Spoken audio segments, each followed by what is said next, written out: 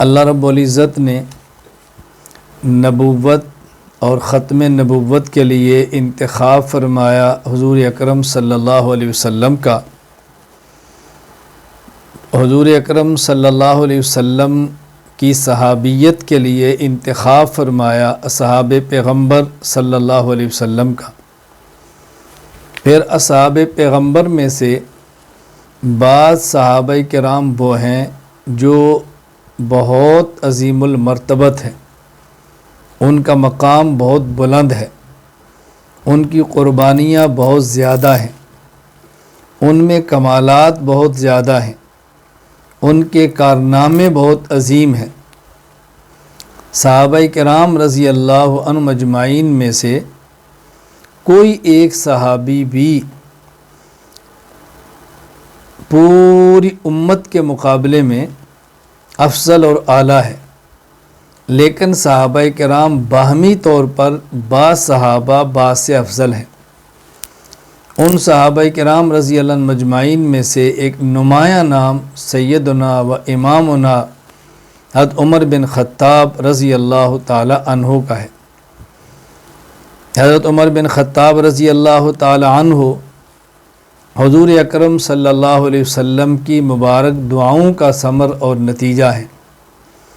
نبی کریم صلی اللہ علیہ وسلم نے دعا مانگی، اللہم اعز الاسلام بأحب الرجلین ہذین الیک بأبی جہل او بعمر بن الخطاب۔ اے اللہ، یہ دو شخص ابو جہل اور عمر بن خطاب، ان میں سے جو آپ کو محبوب ترین ہے اس کے ذریعے اسلام کو عزت اور غلبہ عطا فرما۔ تو رسول اکرم صلی اللہ علیہ وسلم نے اللہ سے مانگا ہے اور اللہ تعالیٰ نے نبی کریم صلی اللہ علیہ وسلم کو عمر عطا فرمایا ہے۔ امیر شریعت سید عطا اللہ شاہ بخاری انور اللہ مرقدہ سے کسی نے پوچھا کہ شاہ جی عمر اور علی میں کیا فرق ہے؟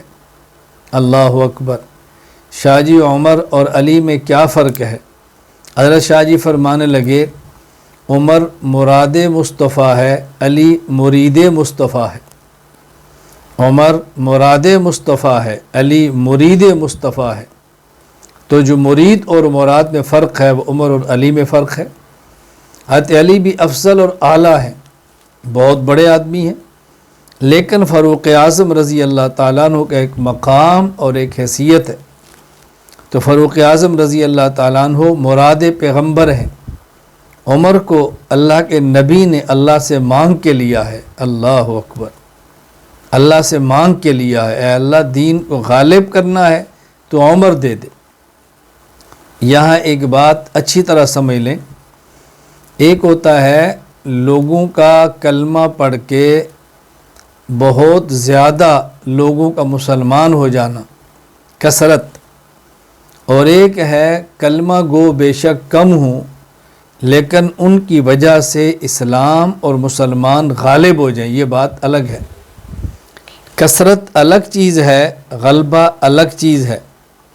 حضرت عمر رضی اللہ تعالی عنہ کو نبی پاک صلی اللہ علیہ وسلم نے جو مانگا ہے وہ غلبہ اسلام کے لیے مانگا ہے، اسلام کی عزت ناموس کے لیے مانگا ہے۔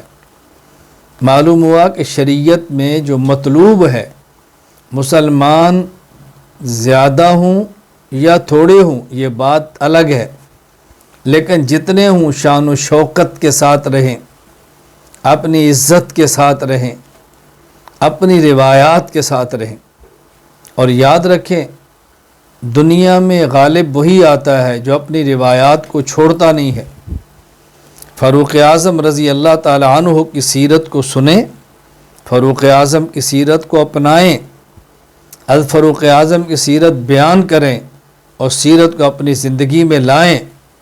فاروق اعظم کی غیرت، فاروق اعظم کی دینی حمیت، فاروق اعظم رضی اللہ عنہ کا دبدبہ، فاروق اعظم کا حق والا روب، اس کو اختیار کریں۔